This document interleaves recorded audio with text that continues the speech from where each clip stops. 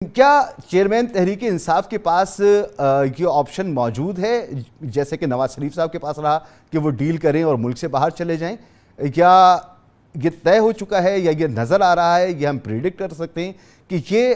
ان کی سزائیں بڑھتی چلی جائیں گی، تمام کیسز میں ان کو سزائیں ملیں گی، نہ باہر سے کوئی دوست ملک کا سربراہ یا کوئی دوست ملک آئے گا ان کو بچانے کے لیے، یہ فیس کریں گے سب کچھ؟ دیکھیں، میرا جہاں تک میری انفارمیشن ہے، میں تو انالیسز اس پہ نہیں دے سکتا، میں تو اپنی جو انفارمیشن ہے بطور ایک اخبار نویس کے وہ یہ ہے، پاکستان کے دوست ملک نے یا کسی بھی ملک نے ابھی تک گورنمنٹ آف پاکستان سے رابطہ کیا کہ ہم عمران خان صاحب کو پاکستان سے لے جانا چاہتے ہیں۔ دیکھیں، سب سے پہلے جب ذوالفقار علی بھٹو صاحب کو گرفتار کیا گیا تھا تو ان کے لیے ترکی نے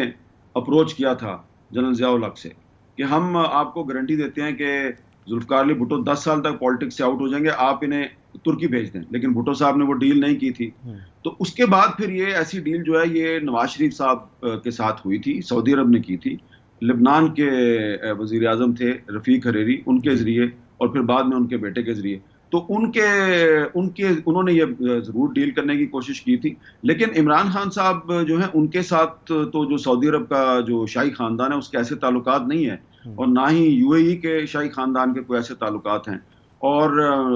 ترکی کی بھی کوئی ایسے تعلقات نہیں ہیں۔ ترکی کی جو حکومت کے صدر ہیں اور وزیر اعظم ہیں وہ تو شریف فیملی کے بہت قریب ہیں، اور ویسے بھی میں نے جب یہ میڈیا میں خبریں آئیں تو میں نے چیک کیا تھا، لیکن ایسی کوئی بات نہیں۔ ہاں، ایک بات میں آپ کو کہہ سکتا ہوں اور اس سے آپ مجھ سے اختلاف بھی کر سکتے ہیں، اگر کوئی بیرونی طاقت یا کوئی ملک حکومت پاکستان سے یہ کہے کہ جی آپ عمران خان کو ہمارے حوالے کر دیں اور وہ 5 سال یا 10 سال کے لیے سیاست میں نہیں آئیں گے اور آپ ہمارے ساتھ ڈیل کر لیں، تو جتنا میں عمران خان کو جانتا ہوں وہ یہ ڈیل نہیں کریں گے، وہ کبھی بھی پاکستان چھوڑ کے نہیں جائیں گے۔ اور یہ میری آپ خوش فہمی کہہ لیں یا غلط فہمی کہہ لیں، لیکن جتنا میں ان کو جانتا ہوں اس کی بنیاد پہ میں یہی کہہ سکتا ہوں کہ ضدی آدمی ہے تو اتنی جلدی ضد نہیں چھوڑے گا، اور غالباً یہی ان کی سیاسی اسٹرینتھ ہے جو ان کے پاس بچی ہے، اگر وہ انہوں نے گیو اپ کر دی تو شاید نہیں بچتا کچھ۔ کیا ان الیکشن میں آپ تحریک انصاف کو کیسا دیکھ رہے ہیں، یعنی کیسی تحریک انصاف ہوگی؟ دیکھیں، آپ برا نہ منائیے گا، میرا مسئلہ تحریک انصاف نہیں ہے، میرا مسئلہ سابق وزیر اعظم عمران خان بھی نہیں ہے، میرا مسئلہ ہے آئین پاکستان۔ میں بار بار ایک بات ریپیٹ کر رہا ہوں، کافی دنوں سے میں ریپیٹ کر رہا ہوں کہ یہ 2023 ہے، 2023، 1973 میں جو کانسٹیٹیوشن بنا تھا اس کی 50ویں سالگرہ کا یہ سال ہے، یہ اگست کے مہینے میں 50 سال پورے ہو گئے ہیں۔ تو آپ کیا سبق دے رہے ہیں ہماری نوجوان نسل کو، کیا آپ میسج دے رہے ہیں کہ آپ 90 دن میں الیکشن نہیں کرائیں گے تو اس آئین کا آرٹیکل 224 کدھر جائے گا؟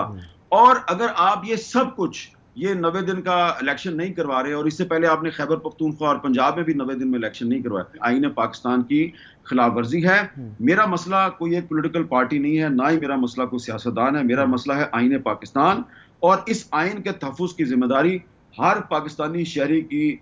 کا فرض ہے، اور میں سمجھتا ہوں کہ سپریم کورٹ آف پاکستان کی بھی یہ ذمہ داری ہے کہ وہ اس آئین کا تحفظ کرے۔ اور مجھے امید ہے کہ جس طرح جنرل ضیاء الحق نے 1973 کا آئین توڑا، یہ آئین پھر بحال ہوا، پرویز مشرف نے 1973 کا آئین توڑا، یہ پھر بحال ہوا، تو آج بھی اس آئین کو توڑا جا رہا ہے، یہ آئین واپس آئے گا، بحال ہوگا۔ لیکن جن لوگوں کو صرف ایک پولیٹیکل پارٹی یا ایک سیاستدان کے ساتھ ان کی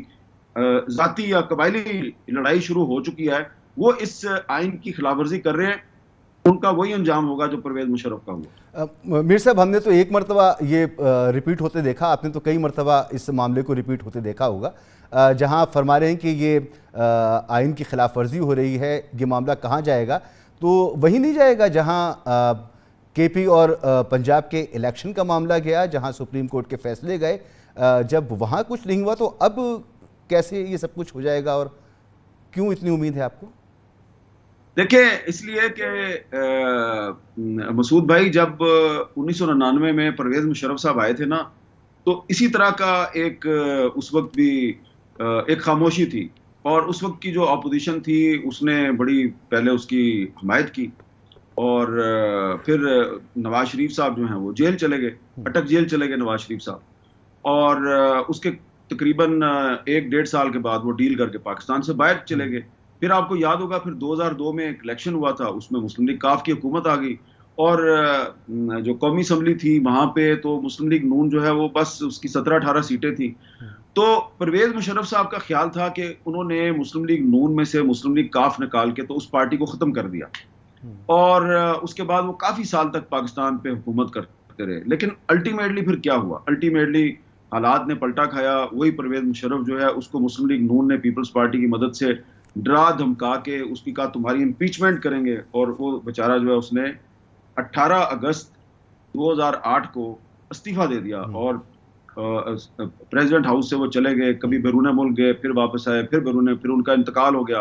اور اس دوران ان پہ آئین سے غداری کا مقدمہ بھی چلا. وہ مقدمہ ابھی تک اپنے انجام کو نہیں پہنچا. اور جو اس دوران میں ایک 18ویں ترمیم ہوئی نا, سب جماعتوں نے مل کے ایک 18ویں ترمیم کی. اس 18ویں ترمیم نے جو آرٹیکل 6 ہے آئین پاکستان کا, اس میں یہ قدغن لگا دیا کہ اب کوئی ہائی کورٹ یا کوئی سپریم کورٹ کسی بھی غیر آئینی اقدام کی توثیق نہیں کر سکتی. تو یہ جتنے بھی یہ غیر آئینی اقدامات ہو رہے ہیں نا آج کل, اور اس سے بھی زیادہ آپ کر کے دیکھ لیں, یہ 18ویں ترمیم کے بعد پابندی لگ چکی ہے کہ آپ توثیق نہیں لکھ کروا سکتے کسی بھی عدالت سے. تو ٹھیک ہے, قومی اسمبلی نے اور سینٹ نے قانون پاس کر دیے, صدر نے اس پہ دستخط بھی کر دیے, لیکن آپ نے دیکھ لیا نا سپریم کورٹ نے ایک جو قانون ہے وہ تو واپس بھیج دیا نا, اس کو تو اڑا دیا نا. تو آپ دیکھتے جائیں. مجھے بڑی امید ہے کہ آئین پاکستان جو ہے یہ اس کے تحفظ کی ذمہ داری جو ہے وہ ہر پاکستانی شہری پہ بھی ہے اور سپریم کورٹ پہ بھی ہے. تو دیر ہوگی لیکن اندھیر نہیں ہوگی. دیکھیں, اس لیے کہ مسعود بھائی جب 1999 میں پرویز مشرف صاحب آئے تھے نا, تو اسی طرح کا ایک اس وقت بھی ایک خاموشی تھی, اور اس وقت کی جو اپوزیشن تھی اس نے بڑی پہلے اس کی حمایت کی, اور پھر نواز شریف صاحب جو ہیں وہ جیل چلے گئے, اٹک جیل چلے گئے نواز شریف صاحب, اور اس کے تقریباً 1-1.5 سال کے بعد وہ ڈیل کر کے پاکستان سے باہر چلے گئے. پھر آپ کو یاد ہوگا پھر 2002 میں ایک الیکشن ہوا تھا, اس میں مسلم لیگ کاف کی حکومت آ گئی, اور جو قومی اسمبلی تھی وہاں پہ تو مسلم لیگ نون جو ہے وہ بس اس کی 17-18 سیٹیں تھیں. تو پرویز مشرف صاحب کا خیال تھا کہ انہوں نے مسلم لیگ نون میں سے مسلم لیگ کاف نکال کے تو اس پارٹی کو ختم کر دیا, اور اس کے بعد وہ کافی سال تک پاکستان پہ حکومت کرتے رہے. لیکن الٹیمیٹلی پھر کیا ہوا؟ الٹیمیٹلی حالات نے پلٹا کھایا. وہی پرویز مشرف جو ہے اس کو مسلم لیگ نون نے پیپلز پارٹی کی مدد سے ڈرا دھمکا کے اس کی کہا تمہاری امپیچمنٹ کریں گے, اور وہ بیچارہ جو ہے اس نے 18 اگست 2008 کو استعفیٰ دے دیا, اور پریزیڈنٹ ہاؤس سے وہ چلے گئے. کبھی بیرون ملک گئے, پھر واپس آئے, پھر ان کا انتقال ہو گیا,